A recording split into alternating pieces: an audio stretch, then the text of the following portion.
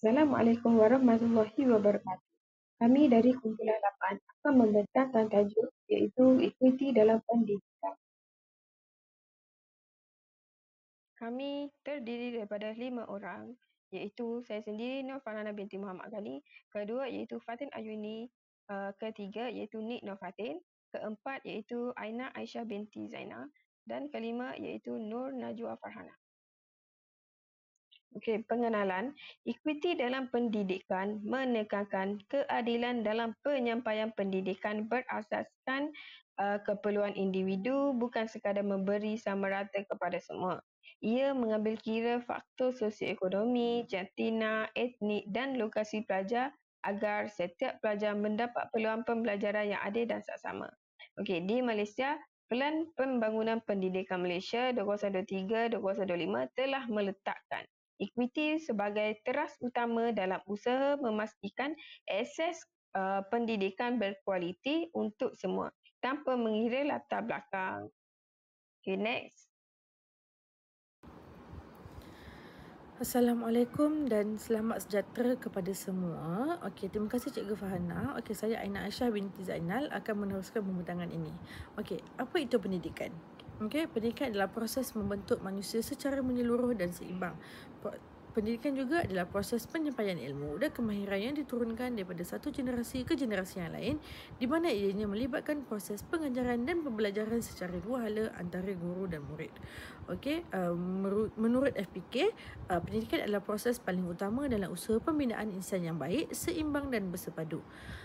Secara tidak langsung ianya telah menjadikan satu saluran utama dan penting untuk menjayakan hasrat dan cita-cita negara. Pendidikan bukan sahaja bertujuan untuk pembangunan dan kesejahteraan diri individu, tetapi ini adalah untuk setiap lapisan hubungan individu tersebut, bermula dari keluarga dan seterusnya kepada masyarakat dan kemudiannya terus kepada negara. Okey, apa itu ekuiti? Okey, kata mudah untuk ekuiti adalah adil dan saksama. Okey, dan ia memastikan setiap pelajar mempunyai akses kepada sumber dan sokongan yang mereka perlukan untuk mencapai potensi penuh mereka. Ia juga memberi keadilan atau hak sama rata, tidak kira dari segi sosioekonomi, kedudukan geografi dan jantina. Okey, merujuk 5 bidang utama keberhasilan Pelan Pembangunan Pendidikan Malaysia 2013 hingga 2025. Ekuiti adalah sistem pendidikan yang terbaik kepada setiap kanak-kanak tanpa mengira kedudukan geografi, gender, latar belakang sosioekonomi, bangsa, etnik, budaya dan amalan gaya hidup. Okey, seterusnya adalah penyataan masalah. Okey, pertama adalah pelajar yang berbeza menyukakan guru untuk mengajar. Di mana kemelut pendidikan di negara ini bukan sahaja berkisarkan isu silibus subjek aras tinggi yang membebankan, tetapi juga sistem kelas pelajar yang dilihat tidak tersusun mengikut tahap kepandaian. Sebagai contoh yang pernah disuarakan oleh seorang Cikgu Muhammad Fadli Saleh, beliau telah menyuarakan pendapatnya mengenai sistem pengasingan kelas patut dikembalikan semula, dan bagi pendapat beliau, pengasingan mengikut aras kepandaian murid mempunyai kerasionalitas sendiri meskipun akan mendatangkan kritikan daripada pelbagai pihak. Dan ini kerana bagi pelajar yang bijak akan jadi kurang berminat jika guru hanya fokus kepada murid yang berada di aras rendah. Selain itu juga boleh menjadi sebaliknya, di mana guru hanya memberi fokus terhadap pelajar yang bijak sahaja. Di sini jelas bahawa guru lebih memilih untuk melakukan pengasingan semula pelajar disebabkan oleh tahap penguasaan pelajar yang berbeza dan untuk memudahkan sesi pembelajaran di setiap kelas. Yang kedua adalah pemansuhan dasar pengasingan kelas menjadi perbahasan antara ramai pihak. Sistem pengasingan dan pengkelasan pelajar mengikut tahap penguasaan dan kecemerlangan akademik dengan mengasingkan pelajar yang mempunyai tahap penguasaan akademik yang sama dan ditempatkan dalam kelas yang sama. Tidak dapat dinafikan lagi secara realitinya sistem pengasingan kelas ini dapat membantu guru melaksanakan proses pengajaran dan pembelajaran dengan berkesan dan cekap berdasarkan kemampuan pelajar dalam sesebuah kelas. Okay, setiap pihak mempunyai pandangan dan pendapat yang tersendiri mengenai sistem pengasingan kelas ini, dan secara umumnya ia merujuk kepada sistem pengasingan dan perkelasan pelajar mengikut tahap penguasaan dan kecemerlangan akademik dengan mengasingkan pelajar yang mempunyai tahap penguasaan akademik yang sama dan ditempatkan dalam kelas yang sama. Dan yang ketiga adalah kepadatan murid mengganggu sistem percampuran kelas. Kepadatan murid dalam sesebuah kelas memberi kesan negatif terhadap keberkesanan pengajaran. Kajian oleh Samsudin 2022. Dan guru menghadapi kesukaran dalam menyampaikan ilmu dengan jelas apabila jumlah murid terlalu ramai. Masalah kepadatan pelajar ni perlu diselesaikan dengan segera dan secara menyeluruh. Dan isu ini bukanlah perkara baru. Malah sudah berkali-kali guru menyuarakan kebimbangan terhadap masalah tersebut. Rata-rata guru mengaitkan beban kerja mereka dengan masalah berdepan dengan pelajar terlalu ramai dan dalam sesebuah kelas.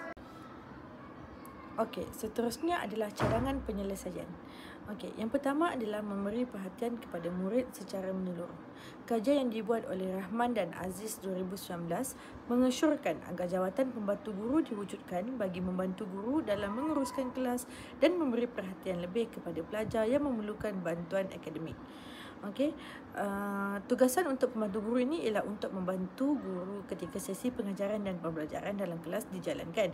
Dan secara khususnya, pembantu guru ini dapat membantu guru menangani masalah murid dalam kelas dari segi memberi perhatian kepada murid yang mempunyai kecerdasan yang tinggi atau kecerdasan yang rendah bergantung kepada situasi dalam kelas itu tersebut. Dan dalam hal ini juga, murid dapat menumpukan sepenuh perhatian dan guru menerima impak yang positif dengan wujudnya jawatan pembantu guru yang dapat meringankan beban tugas guru ketika mengajar. Dan yang kedua ialah berikan ruang kepada guru untuk menentukan cara pengagihan murid di sekolah. Guru haruslah diberi ruang dan peluang untuk menentukan cara pengagihan murid di sekolah selagi tidak menyentuh peluang yang sama rata kepada keperluan murid dalam pendidikan. Okey, guru ni merupakan insan yang lebih mengenali dan senang kata guru yang ini adalah insan yang lebih rapat dengan murid dari segi akademik, sasiah, kebolehan mereka dan sebagainya lah. Okey, dan pengagihan kuasa mendidik harus diberikan kepada guru dan sekolah dalam mencorak budaya pembelajaran yang sihat dan persekitaran yang kondusif. Selain itu juga, pentadbir dan guru harus diberikan peluang untuk membentuk polisi mereka dalam melahirkan modal insan yang seimbang dan harmonis. Okey, sekian, terima kasih. Saya serahkan kepada pembentang seterusnya. Okey, seterusnya saya akan membentang bagi mini kajian 3.1 objektif kajian. Yang pertama, mengenal pasti jurang akses dan pencapaian pendidikan, di mana mengukur perbezaan dalam akses kepada pendidikan berkualiti dan pencapaian akademik antara kumpulan pelajar yang berbeza seperti pelajar bandar dan luar bandar ataupun pelajar dari latar belakang sosioekonomi yang berbeza. Yang kedua adalah menilai keberkesanan dasar dan program pendidikan, di mana menganalisis sejauh mana dasar dan program sedia ada berjaya untuk mengurangkan ketidaksamaan dalam pendidikan dan memastikan semua pelajar berhak untuk mendapat peluang yang sama untuk berjaya. Yang ketiga adalah mengenal pasti faktor yang mempengaruhi ekuiti pendidikan, di mana melirik faktor-faktor seperti status sosioekonomi, etnik dan lokasi geografi yang boleh mempengaruhi akses dan pencapaian pendidikan pelajar. Cabaran utama dalam mencapai ekuiti pendidikan di Malaysia ada dua. Yang pertama adalah jurang pendidikan berdasarkan status sosioekonomi bagi golongan berpendapatan rendah yang sering menghadapi halangan dalam mendapatkan pendidikan berkualiti. Yang kedua adalah perbezaan peluang antara bandar dan luar bandar, infrastruktur, kemudahan dan tenaga pengajar tidak seimbang di kawasan luar bandar berbanding di bandar. Cabaran utama dalam mencapai ekuiti pendidikan di Malaysia ada dua. Yang pertama adalah jurang pendidikan. Okey, bagi isu yang pertama adalah latar belakang sosioekonomi. Pendapatan ibu bapa, di mana keluarga yang berpendapatan rendah, ibu bapa mungkin tak berpeluang untuk memberikan sokongan akademik dan tahap pendidikan mereka rendah dan terikat dengan beban kerja yang tinggi. Yang kedua, golongan ini juga kebiasaannya kurang dalam memberikan galakan di rumah terhadap anak mereka. Faktor ini boleh melemahkan motivasi mereka untuk belajar. Yang ketiga, sebahagian daripada mereka juga tidak mempunyai kemahiran atau pengetahuan yang cukup untuk membantu anak mereka dalam kerja sekolah, sekaligus menyebabkan anak-anak tercicir atau kurang motivasi untuk belajar. Okey, isu yang kedua adalah jurang sekolah di dalam bandar dan juga di luar bandar. Ketidaksamaan fasiliti dan infrastruktur. Sekolah bandar lazimnya dilengkapi dengan kemudahan yang lebih baik seperti bangunan makmal, bilik komputer serta akses internet yang lebih stabil. Sebaliknya, sekolah di luar bandar di mana mereka lagi masih kekurangan kemudahan asas termasuk bilik darjah yang selesa, kemudahan teknologi yang mencukupi menyebabkan pembelajaran murid ini terganggu dan proses pembelajaran menjadi tidak selari dengan rakan sebaya yang belajar di sekolah di bandar. Isu yang terakhir adalah kualiti pengajaran dan sumber manusia, di mana guru yang berpengalaman dan berkemahiran tinggi cenderung untuk memilih mengajar di sekolah bandar di mana kemudahan infrastruktur yang lebih baik di sana. Manakala guru di sekolah luar bandar pula menggunakan kaedah pengajaran secara konvensional iaitu tradisional, ia salah satu cabaran besar terhadap guru di luar bandar untuk mengintegrasikan pembelajaran secara digital di dalam bilik darjah. Isu yang terakhir adalah kualiti pengajaran dan sumber. Di kaedah kajian, menggunakan kaedah kajian kuantitatif, kaedah ini melibatkan perkumpulan dan analisis data numerik untuk mengenal pasti corak dan hubungan antara pemulih ubah. Soal sidik digunakan untuk mengumpul data daripada responden. Di kaedah kajian, menggunakan kaedah kajian kuantitatif, kaedah ini melibatkan perkumpulan dan analisis data numerik untuk mengenal pasti corak dan hubungan antara pemulih ubah. Soal sidik digunakan untuk mengumpul data daripada responden. Okey, seterusnya adalah soalan kajian. Terdapat 40 soalan yang merangkumi beberapa bahagian, antaranya bahagian A, latar belakang responden, bahagian B, persepsi terhadap ekuiti dalam pendidikan, bahagian C, analisis item dalam menilai tahap pencapaian ekuiti dalam kalangan murid dari aspek sosioekonomi, dan akhir sekali bahagian D, cadangan dan langkah untuk mencapai ekuiti dalam pendidikan. Manakala latar belakang responden, jumlah responden adalah 50 orang, terdiri daripada golongan yang berusia 20 tahun dan ke atas dan mempunyai pelbagai latar belakang pekerjaan. Majoriti daripada mereka mempunyai anak yang bersekolah kebangsaan dan berada di kawasan bandar. Terima kasih saya ucapkan kepada Cikgu Najwa atas pembentangan yang sangat menarik. Kini, saya ingin melanjutkan pembentangan kita dengan bahagian A iaitu Analisis Deskriptif Demografi Responden.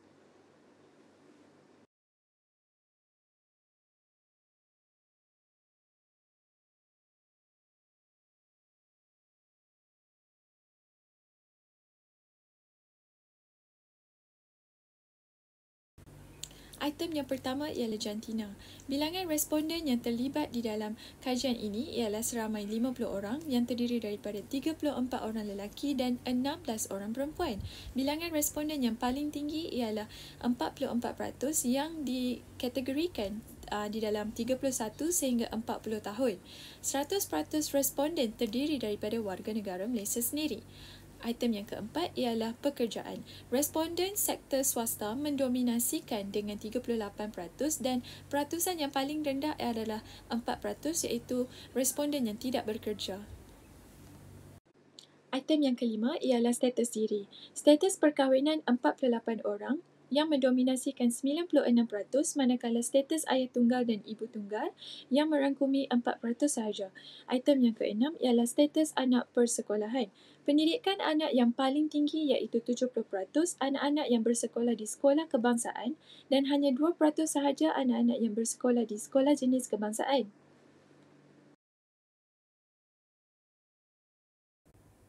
Item yang ketujuh ialah lokasi anak sekolah. Kebanyakan anak-anak bersekolah di kawasan bandar yang mendominasikan 70% sementara 30% lagi berada di luar bandar. Manakala item yang ke-8 iaitu yang terakhir ialah pendapatan. Pendapatan isi rumah majoriti individu berada dalam 36% dalam kategori RM2,500 hingga RM3,500. Hanya 4% sahaja yang berpendapatan melebihi RM5,000.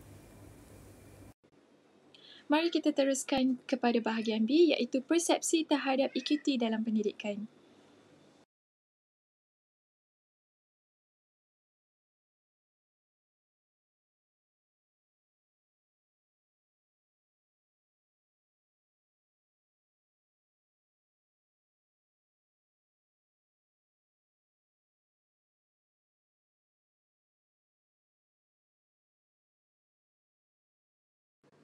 Item yang pertama menunjukkan sebanyak 78% responden tidak bersetuju bahawa semua pelajar mempunyai akses yang sama kepada pendidikan berkualiti.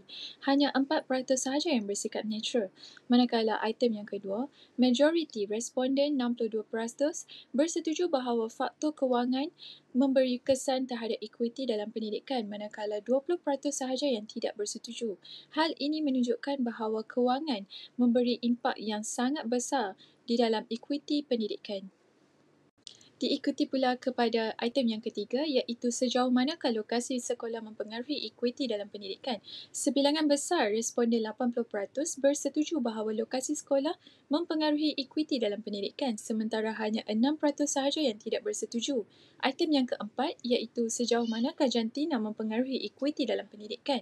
Sebahagian besar responden iaitu sebanyak 66% tidak bersetuju bahawa jantina mempengaruhi ekuiti dalam pendidikan, manakala hanya 2% sahaja responden yang tidak bersetuju, menjadikannya peratusan yang terendah dalam soalan ini. Item yang kelima menunjukkan 76% responden tidak bersetuju bahawa status etnik memberi kesan terhadap ekuiti dalam pendidikan.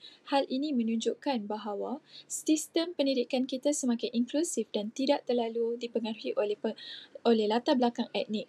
Manakala item yang keenam, kajian mendapati bahawa 86% responden bersetuju akses kepada teknologi memainkan peranan dalam mempengaruhi ekuiti dalam pendidikan. Item yang ketujuh ialah menunjukkan majoriti responden bersetuju bahawa pelajar dalam golongan berpendapatan rendah menghadapi lebih banyak halangan dalam mendapatkan pendidikan berkualiti. Dengan 88%, hal ini menunjukkan bahawa kesedaran yang tinggi terhadap cabaran yang dihadapi oleh pelajar dari kumpulan ini. Manakala item yang nombor 8, sebanyak 88% responden bersetuju dan 10% sahaja sangat bersetuju. Majoriti mengiktirafkan peranan bantuan kewangan sebagai alat utama mengurangkan ketidaksamaan. Item yang ke-9 menunjukkan bahawa 88 responden bersetuju dan diikuti kepada 10% responden yang sangat tidak bersetuju. Hal ini menunjukkan bahawa teknologi digital dianggap sangat kritikal untuk memastikan akses pendidikan berkualiti. Item yang terakhir, sebanyak 88% responden bersetuju bahawa sekolah di sekolah berpendapatan rendah menghadapi kekurangan kemudahan berbanding sekolah di kawasan yang maju. Ini menggambarkan ketidaksamaan kemudahan di antara sesebuah kawasan. Saya Nik Fatimah Muhammad. Saya akan membentangkan dapatan kajian bahagian C, analisis item dalam menilai tahap capaian ekuiti dalam kalangan murid daripada aspek sosioekonomi. Okey, berdasarkan analisis kajian, soalan pertama, sosioekonomi mempengaruhi tahap pelibatan pelajar dalam kegiatan kurikulum di sekolah. 80% menunjukkan bahawa penyertaan mempengaruhi sektor sosioekonomi mereka dalam aktiviti kurikulum. Okey, batuan kajian dalam mengenalkan beban kewangan, 80% menunjukkan secara amnya membantu mengenalkan beban kewangan. Okey, manakala soalan ketiga, aktiviti yang memerlukan yuran tambahan memberi kesan terhadap ibu bapa. Ya, jawatan 90% kesan yuran aktiviti mempengaruhi penyertaan pelajar tersebut. Okey. Soalan seterusnya, sebagai ibu bapa, adakah anda setuju bahawa memberi sokongan kepada setiap pembinaan jika oleh pihak sekolah baik kata akademik? Jawapan ya, 84% menunjukkan majoriti ibu bapa memberikan sokongan kepada program pelajaran di sekolah menunjukkan kepentingan akademik dalam pendidikan anak-anak mereka. Seterusnya, peluang pembangunan kemahiran bukan akademik. 82% setuju. Yang signifikan menunjukkan ibu bapa menganggap program bukan akademik juga penting dalam seperti sukan, seni dan kemahiran sosial. Dan soalan seterusnya, akses kepada pendidikan. 86% menunjukkan perbezaan antara pendidikan di kawasan bandar dan luar bandar. Okey. Ini membimbangkan mengenai kemudahan atau kualiti pendidikan. Okey, seterusnya kemudahan sekolah. 86% merasakan kemudahan mencukupi dan sebagian menganggap keperluan perlu menambah baik pulihkan. Manakala soalan seterusnya, kerajaan telah menyediakan sokongan yang mencukupi guru dalam memastikan kualiti pengajaran di sekolah anda dalam keadaan yang terbaik. 74% tidak setuju. Okey, manakala kemudahan infrastruktur sekolah mencukupi, 82% ibu bapa merasa kemudahan sekolah mencukupi untuk memenuhi keperluan pendidikan. Manakala selebihnya Saya tak setuju. Okey. Menurut Salat Akhir, pendidikan bandar dan luar bandar memberikan peluang yang sama. 80% bersetuju bahawa pendidikan di bandar dan luar bandar menawarkan peluang yang seimbang. Bahagian D, cadangan dan langkah mencapai ikuti dalam pendidikan. Okey, dapatan dalam bahagian D. Kemudahan, saya akan cakap secara ringkas dalam analisis ini. Kemudahan pelajaran, 88% bersetuju bahawa peningkatan kemudahan pelajar membantu menguatkan jurang pendidikan. Seterusnya, kurikulum yang inklusif, 72% bersetuju dalam kalangan responden bahawa kurikulum yang lebih inklusif membantu semua pelajar termasuklah daripada latar kebelakang yang kurang masih baik. Okey, seterusnya program sokongan akademik. Okey, 70% responden bersetuju bahawa kurikulum yang lebih inklusif dan memberikan peluang sama rata terhadap pelajar. Okey, akses kemudahan pelajaran yang berkualiti. 86% bersetuju bahawa peningkatan akses kemudahan pelajaran yang lebih kualiti membaiki dalam ikuti dalam pendidikan. Okey, seterusnya kesan penggunaan teknologi dalam pendidikan. 79% responden bersetuju bahawa penggunaan teknologi seperti pelajaran dan alat digital meningkatkan pemahaman pelajar. Okey, seterusnya keperluan penyusunan kurikulum mengikut keperluan pelajar. 73% responden menyatakan bahawa kurikulum perlu lebih fleksibel keluar pelajar dengan gaya pembelajaran yang berbeza. Okey, seterusnya peluang pendidikan dalam komuniti kurang bernasib baik. Okey, sebanyak 80% responden bersetuju bahawa program khas perlu diwujudkan untuk memberikan peluang kepada pendidikan lebih baik kepada pelajar dari pendapatan yang rendah. Okey, kebebasan latihan guru, 67% responden menyatakan bahawa latihan guru berkala untuk guru bagi meningkatkan kualiti pelajaran dan fahaman pelajar. Seterusnya, kepesanan pendidikan secara berasaskan projek. 76% responden bersetuju bahawa pendekatan berasaskan projek membantu pelajar memahami konsep lebih mendalam. Peranan ibu bapa dalam menyokong pendidikan anak-anak. Okey, 83% responden bersetuju mengakui bahawa sokongan ibu bapa serta pemantauan kerja, sekolah dan motivasi memberi kesan positif kepada akademik anak mereka. Kepentingan kurikulum dalam pembangunan pelajar. 78% responden bersetuju bahawa aktiviti kurikulum seperti sukan dan kelab akademik meningkatkan kemahiran serta disiplin pelajar. Seterusnya, cabaran dalam pendidikan yang perlu ditangani. 60% responden menyatakan bahawa ketidakseimbangan dalam sumber pendidikan bandar dan luar bandar adalah cabaran utama yang perlu diatasi. Terima kasih.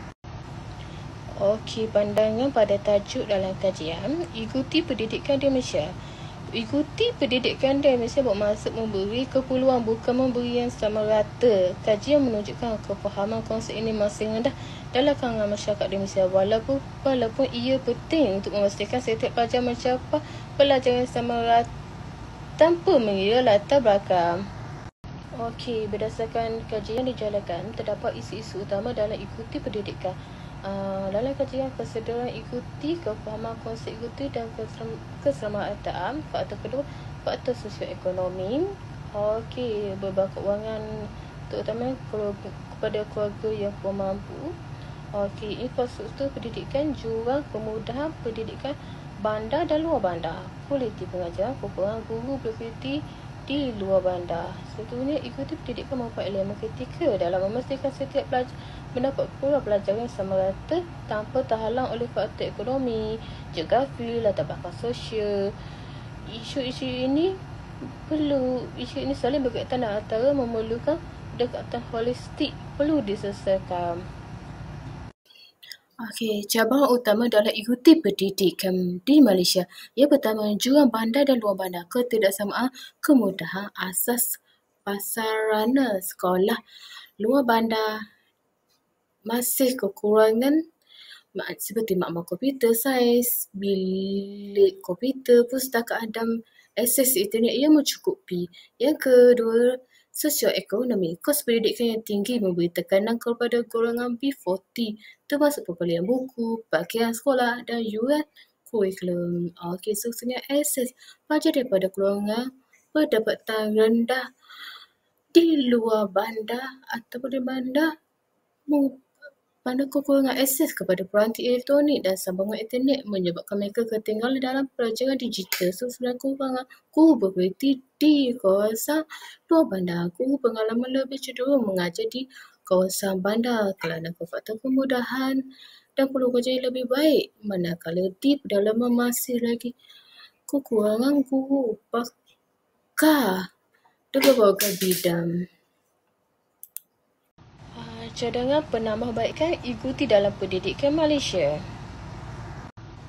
Okey, yang pertama, bantuan keuangan bersasar mengeluarkan skim bantuan keuangan seperti beasiswa, pinjaman pendidikan mikro dan derma beasiswa kepada pelajar daripada keuangan B40. Seterusnya, akses digital inklusif, penyediaan peranti dalam akses di internet kepada pelajar yang kurang berkemampuan untuk memastikan pelajaran digital. Latihan profesional guru, melatih warga pendidik dengan pedagogik inklusif dan literasi teknologi serta menawarkan interaksi kepada yang mengajar di luar kawasan bandar ataupun kawasan pedalaman. Seterusnya, reformasi kurikulum. Kurikulum abad ke-21 yang kurang berorientasikan peperiksaan dan lebih fokus kepada pembangunan gambaran holistik. Okey, implementasi kajian ikuti pendidikan. Dasar pendidikan. Yang pertama, dasar pendidikan. Merangka dasar yang lebih inklusif dengan memperuntukkan bajet itu kepada kawasan luar bandar. Seterusnya, masyarakat menyokong usaha kerajaan melalui program tanggungjawab sosial. Okey. Manakala kepada institusi pendidikan menyediakan kemudahan pelajaran yang lebih baik di semua sekolah. Okey, kepada guru, latihan berkala dalam pedagogik inklusif dan penggunaan teknologi.